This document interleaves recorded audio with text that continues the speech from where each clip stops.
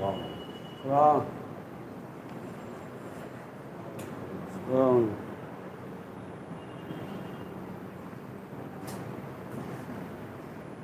بند ہے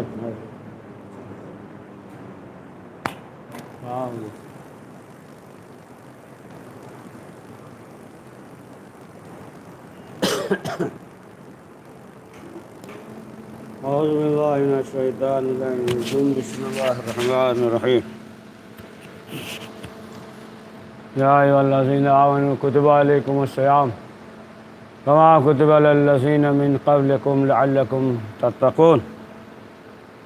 قرآن مجید میں ارشاد ہو رہا ہے کہ اے ایمان والو، تم پہ روزہ اسی طریقے سے فرض کیا گیا ہے جس طریقے سے گزشتہ امتوں پہ فرض کیا گیا، تاکہ تم لعلکم تتقون کی منزل تک پہنچ جاؤ۔ تو آج ماہ رمضان المبارک کی 23ویں تاریخ ہو گئی، اختتام پہ ہے، اور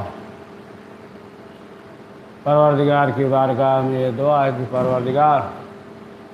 ہم سب کو زیادہ سے زیادہ نیک اعمال کرنے کی توفیق نصیب فرمائے، تمام عبادات کو پروردگار قبول فرمائے۔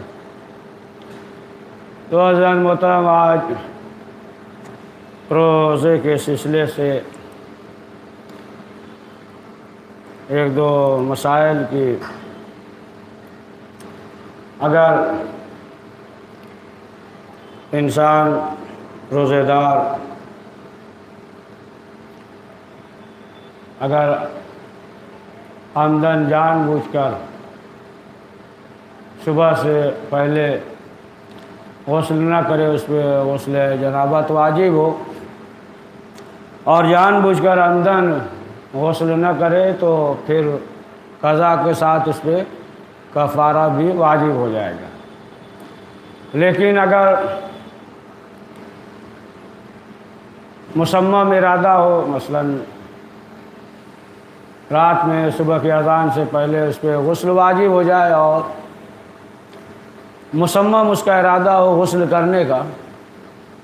اور وہ سو جائے کہ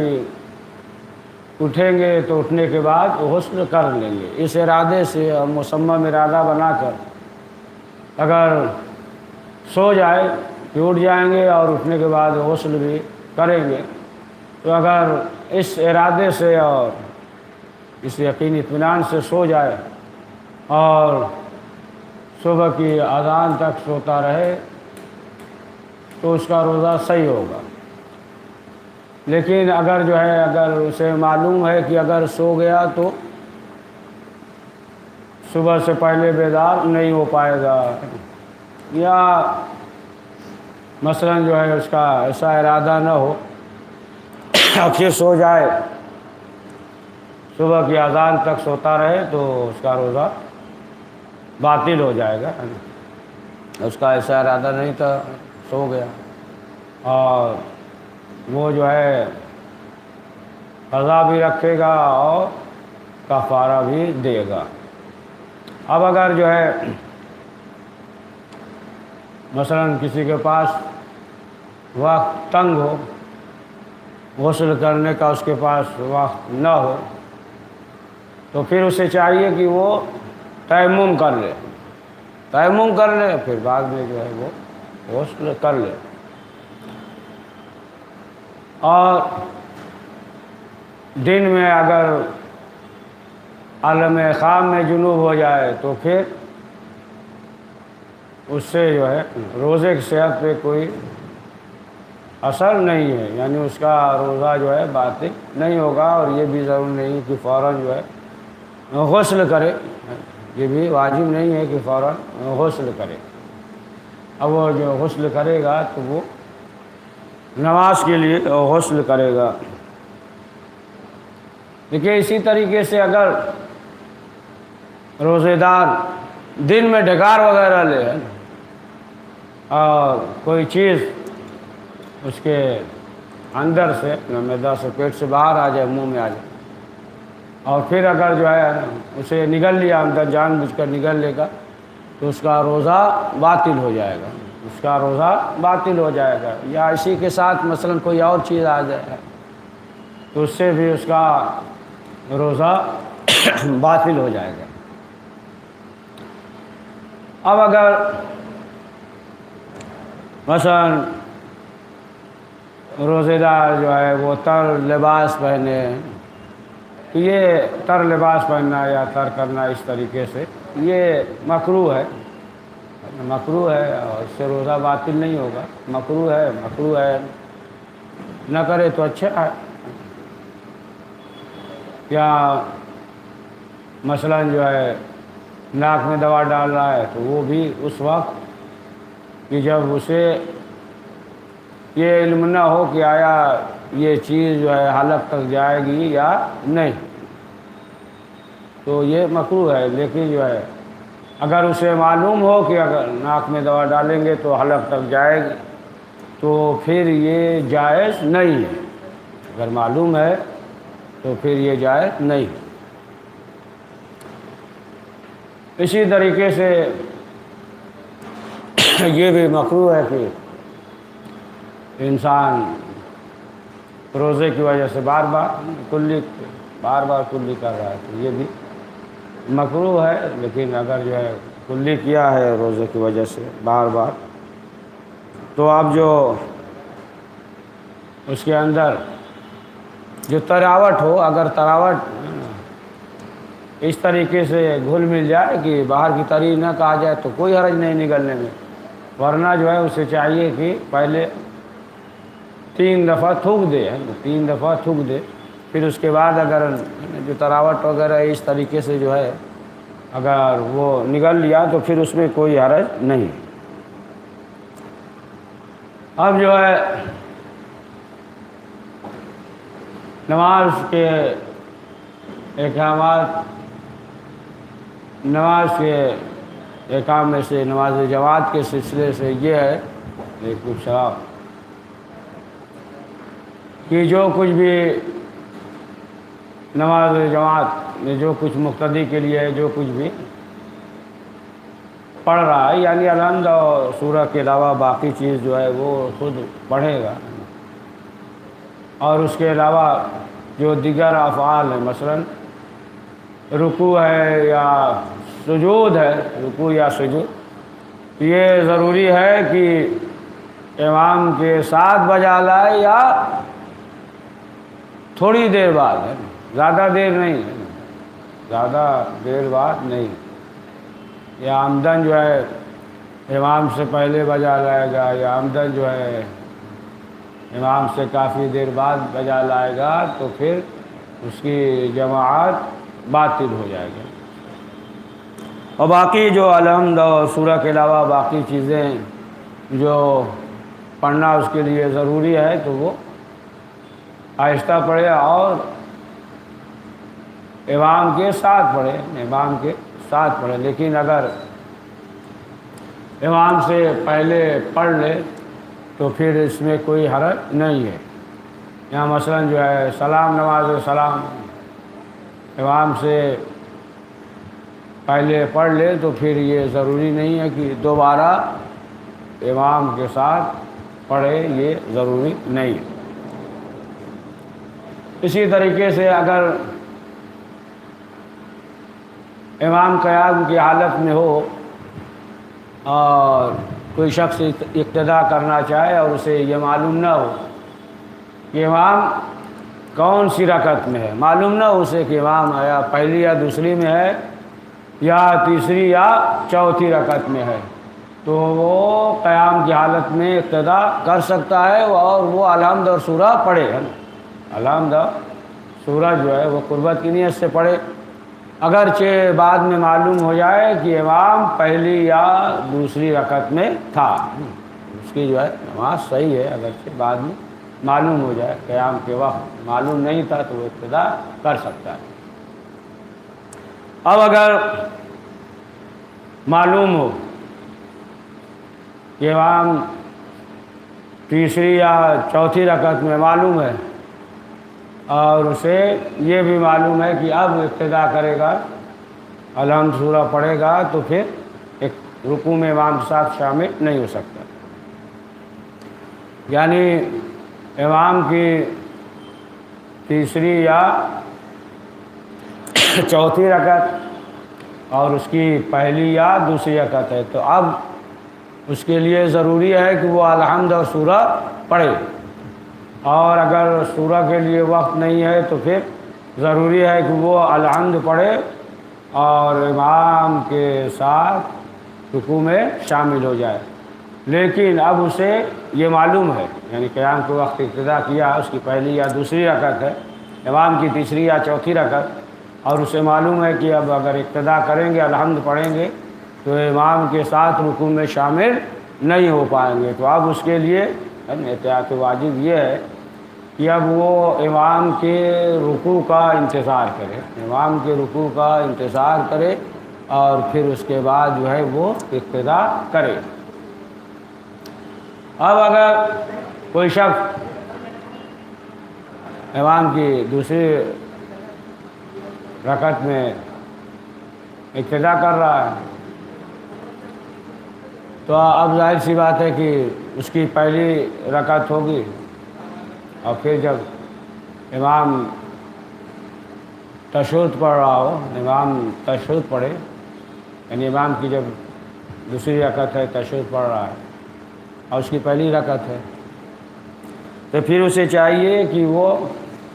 اپنی ہتھیلیوں کو زمین پر رکھ دے، ہتھیلیوں کو زمین پر رکھے، گھٹنے کو بلند کر لے اور پاؤں کے تلوے کا اگلا حصہ زمین پر رکھے، اور پھر وہ جو ہے امام کے تشہد کا انتظار کرے، اور جیسے ہی امام تشہد پڑھ لے تو پھر وہ جو ہے کھڑا ہو جائے، وہ جو ہے کھڑا ہو جائے گا۔ پیر کے ناخن لمبے ہیں، ناخن اگر سجدے میں دیکھیں، اگر اس قدر جو ہے ناخن لمبے ہوں انگوٹھے کے، کہ انگوٹھے کا سرا وہ زمین پہ نہ لگ پائے، یعنی انگوٹھے کا مثلا جو ہے ظاہری یا باطنی حصہ جو ہے انگوٹھے کا زمین پہ ہو تو کافی ہے، لیکن جو ہے اگر اتنا بڑا ناخن ہے کہ وہ جو ہے اس پہ زمین پہ نہیں لگ پا رہا ہے انگوٹھا ہے، تو پھر اس کی نماز جو ہے وہ صحیح نہیں ہوگی۔ اگر ایسا کیا ہے اس طریقے سے تو پھر یہاں تک ہے کہ پھر اس نماز کو دوبارہ پڑھے، اگر جو ہے اتنے بڑے ناخن ہو کہ جس سے زمین پہ نہ لگ پائے انگوٹھا، یعنی سجدے میں جو ہے دونوں انگوٹھے کا سرا مثلا جو ہے یہ ضروری نہیں ہے کہ ایک دم سرا ہی ہو، ظاہری یا باطنی حصہ انگوٹھے کا زمین پہ ہو، دونوں انگوٹھا اور دونوں پاؤں کے گھٹنے اور دونوں ہتھیلی یہ زمین پہ ہونا ضروری ہے، اور پیشانی، یعنی پیشانی تو ہے ہی ہے، پیشانی یہ ساتوں اعضاء جو ہے زمین پہ ہو۔ اگر جو ہے جان بوجھ کر عمدن جان بوجھ کر اگر ساتوں اعضاء میں سے کسی ایک کو زمین پر نہیں رکھے گا عمدن جان بوجھ کر تو پھر اس کی نماز باطل ہے۔ اگر جو ہے بھول کر یعنی پیشانی رکھ دیا، پیشانی کے علاوہ دیگر اعضاء اگر بھول کر نہیں رکھا تو پھر ضروری ہے کہ اسے زمین پر رکھے اور ذکر پڑھے، یا جس وقت ذکر نہ پڑھ رہا ہو سامن پیشانی کے علاوہ کوئی اعضاء اٹھا لے تو پھر ضروری ہے کہ اسے دوبارہ زمین پر رکھے، اٹھا لیا تو کوئی حرج نہیں، لیکن اگر اٹھانے کی وجہ سے بدن جو ہے سکون کی حالت سے خارج ہو جائے، ساکن ہونے کے منافی نہ ہو تو پھر اس کی نماز جو ہے وہ باطل ہو جائے گا۔ اور پیشانی رکھ دیا زمین پہ، اور اگرچہ ساون ذکر سجدہ ختم کرنے سے پہلے ساون جو ہے اٹھا لیا، پیشانی رکھ دیا، یا ساون جو ہے دوسرے اعضاء کو نہیں رکھا اور پھر پیشانی اٹھا لے تو اس کا ایک سجدہ شمار ہو جائے گا، ایک سجدہ ہی۔ لیکن جو ہے اگر پیشانی نہ رکھے، اگرچہ دوسرے اعضاء کو زمین پہ رکھ دیا ہو، دوسرے اعضاء زمین پہ لگ گئے ہو، لیکن پیشانی زمین پر نہ رکھے، مثلا جس پہ سجدہ کرنا صحیح ہے، سجدگاہ یا جس پہ سجدہ کرنا صحیح ہے، اگر جو ہے اس پہ نہ رکھے پیشانی، اگرچہ دوسرے اعضاء کو رکھ دیا ہو تو پھر اس کا سجدہ شمار نہیں ہوگا، اگر پیشانی نہیں رکھا تو پھر اس کا سجدہ شمار نہیں ہوگا، اور جو ہے اگر ساون اٹھا لیا تو پھر اس کا وہی ایک سجدہ شمار ہوگا، اور دوبارہ پھر سجدے میں نہ جائے، یا حتی الامکان کوشش کرے کہ دوبارہ نہ جائے، لیکن اگر بے اختیار چلا گیا ہوتا ہے نا، وہ تو کوشش کرے نہ جائے، لیکن جو ہے اگر بے اختیار چلا گیا تب بھی اس کا جو ہے ایک ہی سجدہ شمار ہوتا ہے نا، بے اختیار چلا گیا۔ اب اگر مثلا جو ہے باجماعت نماز پڑھ رہا ہے اور سہون امام سے پہلے سجدے سے سر اٹھا لے، امام سجدے میں ہے تو پھر اسے چاہیے کہ وہ دوبارہ سجدے میں جائے اور امام کے ساتھ سر اٹھائے، اس کی نماز صحیح ہوگی۔ اب جو ہے مثلا دوسرے سجدے میں بھی ایسا ہی ہو جائے کہ دوسرے سجدے میں بھی امام سے پہلے ساون سر اٹھا لے، امام سجدے میں، تو پھر اسے چاہیے کہ وہ دوبارہ سجدے میں جائے اور امام کے ساتھ سجدے سے سر اٹھائے، یہاں اس کی نماز باطل نہیں ہوگی۔ اب اگر مثلا جو ہے ساون امام سے پہلے سر اٹھا لیا، امام سجدے، پھر دوبارہ سجدے میں جائے تو معلوم ہو کہ امام پہلے ہی سر اٹھا دیا، تو اب جو ہے یہاں بھی اس کی نماز صحیح ہوگی۔ اب دوسرے سجدے میں بھی ایسا ہی ہو جائے کہ ساون سر اٹھا لیا اور دوبارہ بھی سجدے میں جائے تو معلوم یہ ہوا کہ امام جو ہے سجدے سے سر اٹھا لیا، دونوں سجدے میں ایسا ہی ہو جائے۔ اگر ایک سجدے میں ہو گیا ہے تو اس کی نماز صحیح ہے، لیکن دونوں سجدے میں اگر ایسا ہی اتفاق ہو جائے تو پھر اس کی نماز جو ہے وہ باطل ہو جائے گی۔ دونوں سجدے میں اگر اسی طریقے سے اتفاق ہو گیا تو اس کی نماز باطل ہو جائے گی، اور اسی لیے مستحبات میں سے ہے کہ سجدے میں انگلیوں کو، سروں کو جو ہے، سرا آگے کا حصہ جو ہے وہ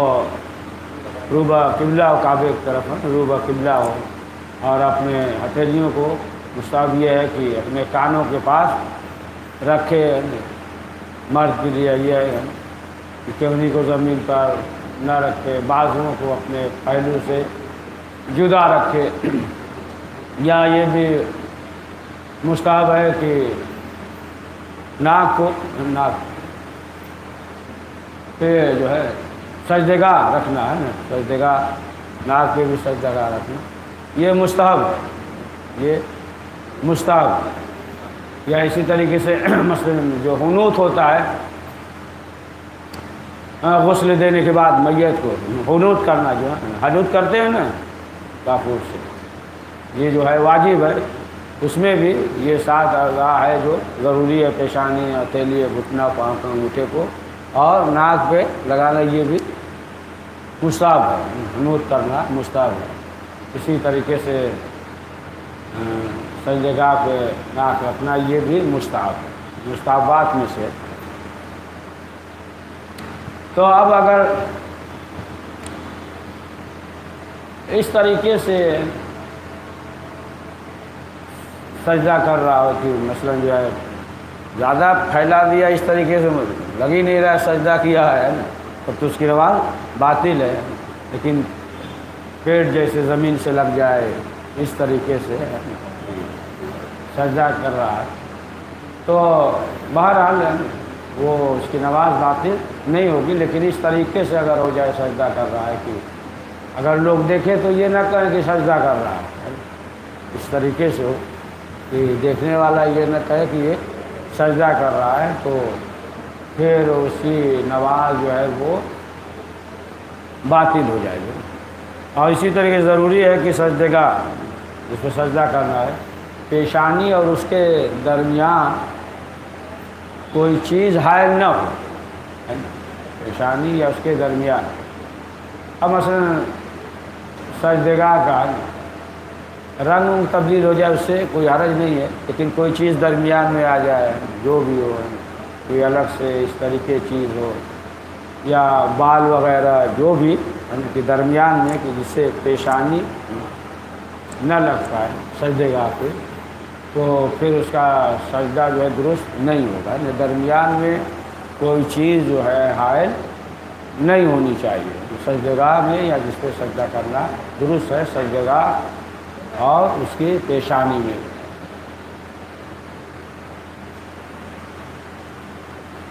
اور کوئی سوال ہے؟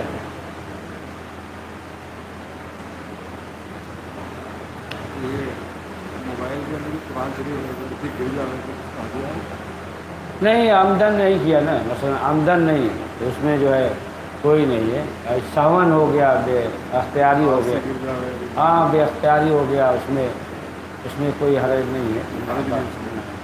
آمدن نہیں کیا، جان بوجھ کر نہیں کیا، جب جان بوجھ کے کرے گا تب گناہ ہے، وہ ہے تو ساون ہے تو کوئی اس میں وہ اور بھی بہت ساری چیزیں ہیں جی اور بھی کچھ اور ہے نا پروگرام رہتے ہیں بہت سارے صرف فرق پڑنے نہیں نہیں، غلطی سے ہو گیا، اس میں کوئی نہیں، اس میں کوئی حرج نہیں، غلطی سے چھوٹ گیا ہاتھ سے، اس میں کوئی حرج نہیں۔ آمدن کرے گا تو گناہ گار آمدن کرے گا تو صرف گناہ ہے کبھی۔ بچے کھیلتے ہیں جگہ اٹھا لیا کیا کرنا ہے کیسے کرنا؟ ایسے جو ہے دیکھیں ہے دیگر چیز ہے نا، پتھر وغیرہ ہے تو پھر اس پہ کر لیجیے ہے نا، اور دیگر چیز جس پہ سجدہ کرنا درست ہے کر لیجیے، ہاں یا قریب میں ہے تو ہاتھ بڑھا کر لے سکتے ہیں، ہاں لے سکتے اس میں، ہاں کیا اچھا لے کے دور چلا گیا تو ہاں وہی کرنا، پھر پتھر یا جو چیز ہے جس پہ صحیح کرنا ہے اس طریقے سے، یا مثلا جو ہتھیلی پشت ہے یا اور چیز ہے، ہاں ہاں تو نہیں پھر اس پہ جو ہے وہ کر لیں گے، دیگر چیز ہے اگر لے بھی سکتے ہیں ہاتھ بڑھا کر، ہاتھ سے بڑھا کر تو اس میں کوئی حرج نہیں ہے، سجدہ نہیں تو دیگر جو چیزیں ہیں اس پہ سجدہ جیسے پتھر وغیرہ اس طریقے سے ہے تو پھر جو ہے ایسی حالت میں اسی پہ کر لیں گے، اس سے کوئی حرج نہیں ہے۔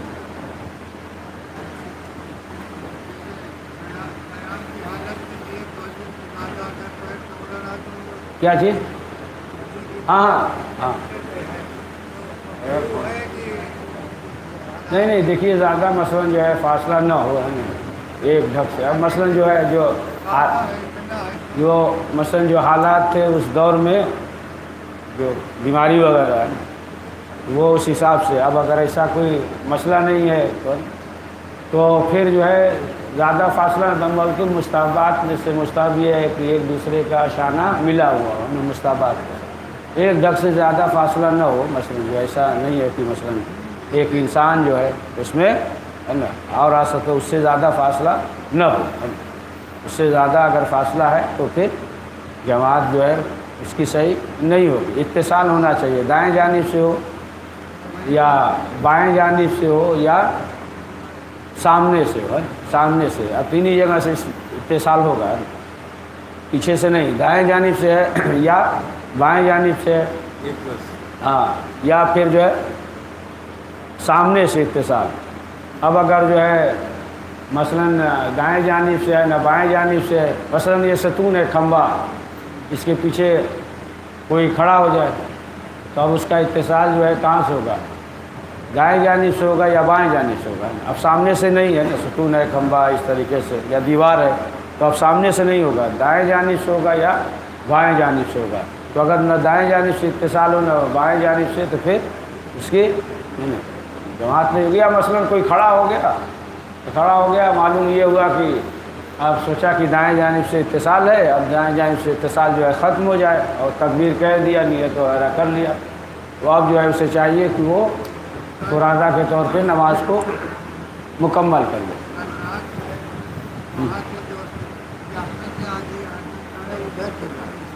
نہیں وہ تو بیماری وغیرہ ہے تو اس کے لیے فاصلہ ہے کہ چلو اتنا فاصلہ کر لو، حالانکہ ایسے نہیں، یعنی اتصال ہونا چاہیے۔ ہاں وہ بعد میں جو ہے مثلا ایک دن پڑھ کے چلے گئے ہوں گے کچھ 2 دن کا، نہیں تو اسی طریقے سے اتصال کرنا چاہیے۔ مثلا ایک ہے اگر چلا گیا 1-2 آدمی تو جو پیچھے ہے وہ آگے آ جائے، پیچھے ہے وہ آگے، مطلب بتائیں گے ابھی ہم دوسرا مطلب بتا رہے ہیں۔ تو وہ جو ہے ایک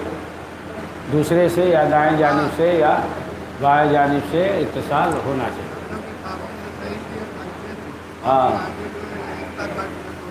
نہیں بغیر اتصال کے نہیں ہوگا.